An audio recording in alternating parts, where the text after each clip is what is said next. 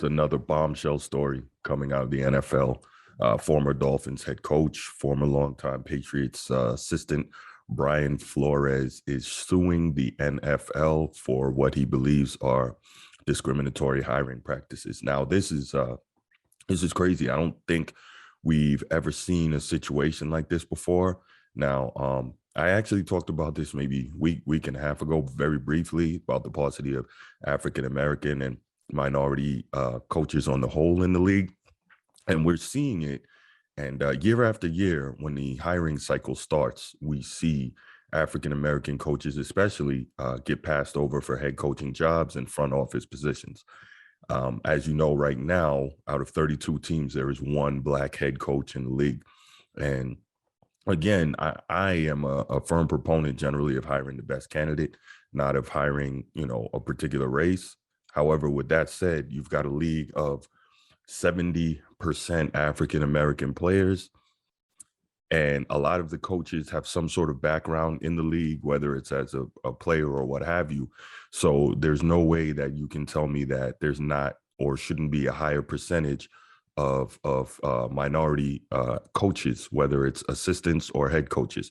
Um, and again, you see year after year when the hiring cycle starts and completes, you generally don't see much change in terms of the faces on the sidelines and in the front offices of these NFL programs. Now, getting back to Brian Flores, obviously he was fired after, I want to say, 2 years with the Dolphins, 3 years with the Dolphins. And over the past 2 years, he's gotten them to winning records, hasn't made the playoffs yet, but really has those guys playing extremely well and is doing a tremendous job building the program.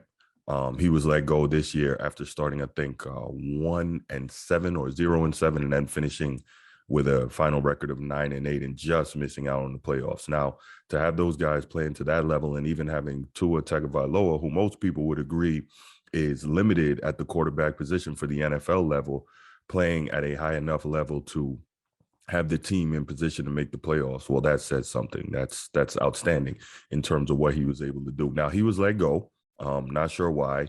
And he's released, a number of interesting tidbits to go along with this lawsuit that he's preparing to level at the NFL in terms of its discriminatory hiring practices. Now, the NFL obviously came out with a statement refuting it, saying that the accusation is without merit and they'll respond.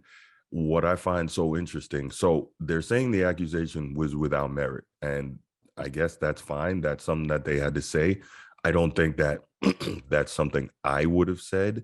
If it's me, I probably would have said something more along the lines of, we take such an accusation very seriously. Diversity is key to our business. Diversity is key to our environment. We value it greatly, and we will investigate very deeply into these troubling accusations, something along those lines, right?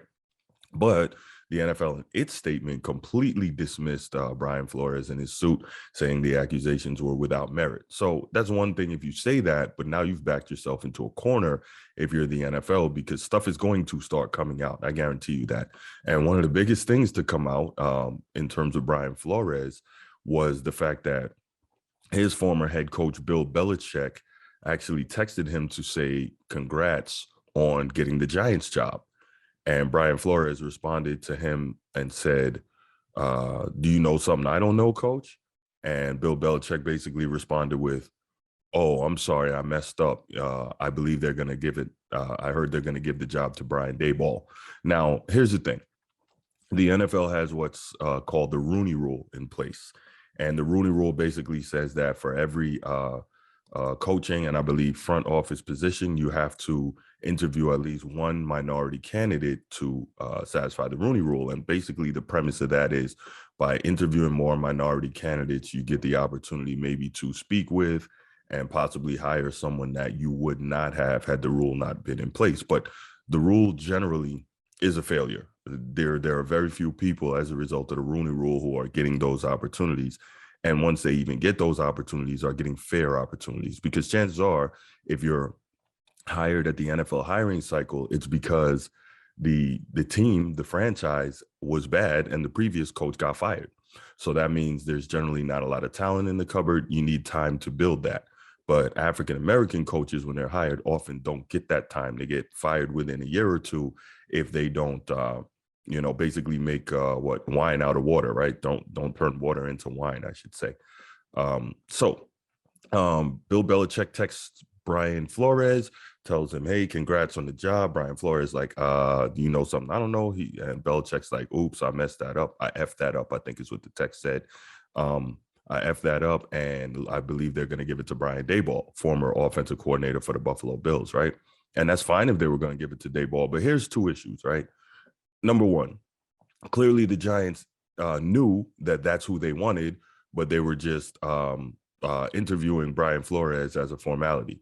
Second, Brian Flores worked under Bill Belichick in that Patriots organization for 15 years.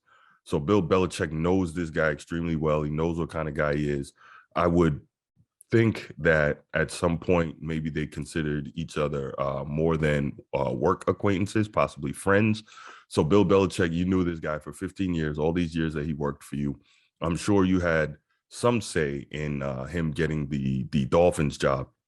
You knew they were going to hire Brian Daboll, but you were willing to let him go up there and make a fool out of himself interviewing, knowing there was no chance he was going to get the job.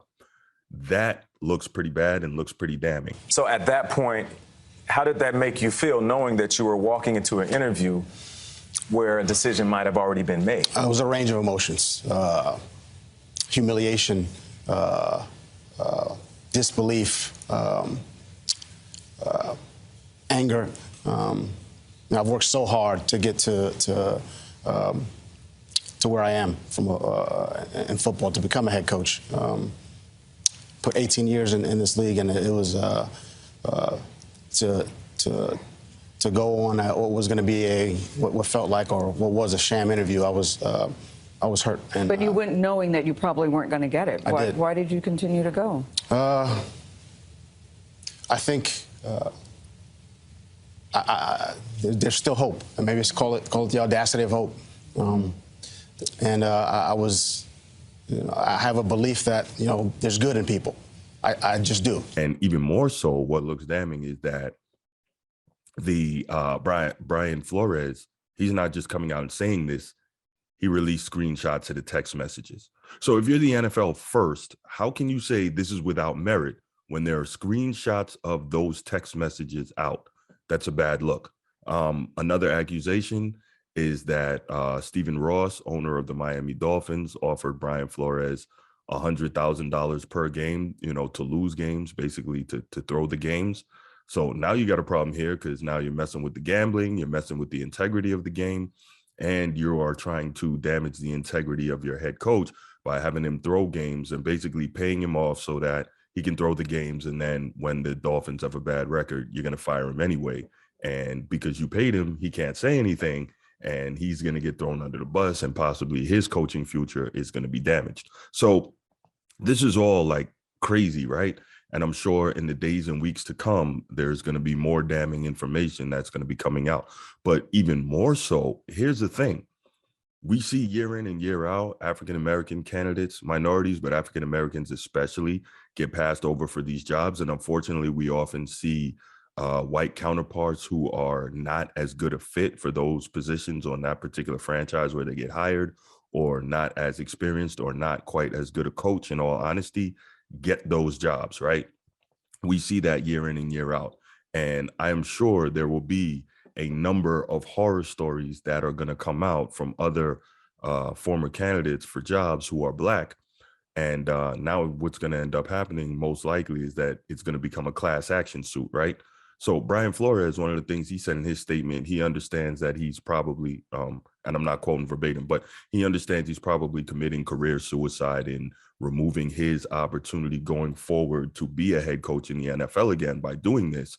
But he understands that it's bigger than him, and his attempt is to affect systemic level change in the league, right? So with that said, I'm sure there's going to be a lot of other former assistants and position coaches, et cetera, Black former candidates for different jobs who have their horror stories, who were passed over, who are going to come out of the woodworks to join this thing. And if that starts happening, the steam starts building, the avalanche starts rolling downhill, I'm really not sure what the NFL is going to do. Now, the NFL has the best lawyers. They are literally printing money. So I'm sure they will have some type of viable defense for themselves. But if all this stuff starts coming out, and if there's an evidence trail, it's going to be, it's going to be really bad for the league. So this is kind of a crazy situation, one we thought we might never see, one we certainly didn't expect. But here's the next question. Let's say Brian Flores wins the lawsuit. What's next, right? The NFL is still a private entity. We can't, in theory, you can't dictate to a private entity that they have to hire such and such, or, a particular person, or a particular gender, or a particular ethnicity, right? You can't say, hey, you got to hire a certain percentage of whatever. So if you can't legislate it, how do you change it? What do you do? It's not exactly easy to change the ownership group, right? These are billion-dollar entities, each franchise. So most people who own an NFL franchise probably aren't willing to give that up unless they really have to for whatever reason. And even still, what is the chance that you're going to get a large amount of minorities who are looking, especially African Americans or, Black and brown people who have the amount of capital and are looking to get into NFL ownership? And the reason I bring that up is if you have more diversity at the top, the thought is that theoretically you will trickle down and have more diversity, at the bottom, going through all levels of your organization. Again, with that said, what can you do?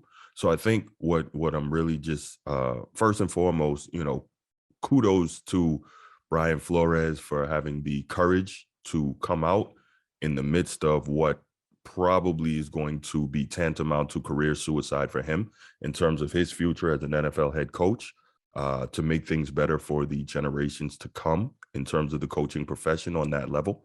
So you've got that. Kudos to him. Like I said, next, you're wondering how will this whole thing play out? You're wondering how many other people will join him in this lawsuit. What other information, horror stories are going to come out from these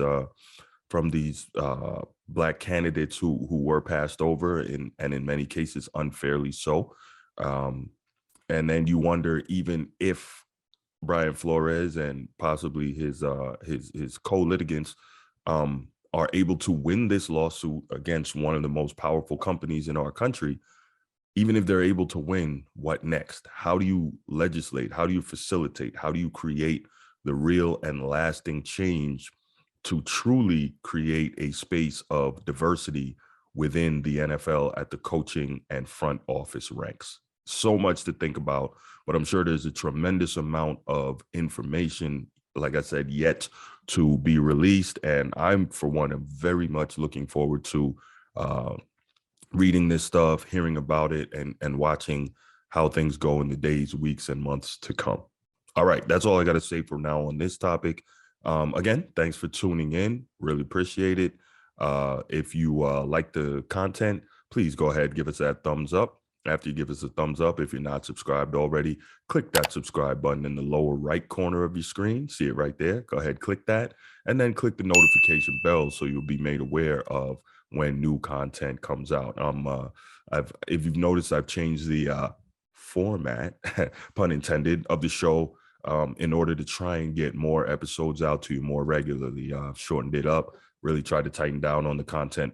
However, when I have guests, I'll probably, for those episodes, go back to maybe the hour-long, 45-minute-long format so we can get a really good discussion in and kind of touch on everything that I'm interested in and that I think you guys as listeners might be interested in. So we'll do that. If you want the audio-only version of the podcast, please go ahead, and you see on the screen right there, these are all the places we're available, but we're available pretty much anywhere you get your audio podcast. And if your podcast platform allows you, please give us that 5-star rating. It allows us to rise in the algorithm, be more easily found, and get more listeners. All right.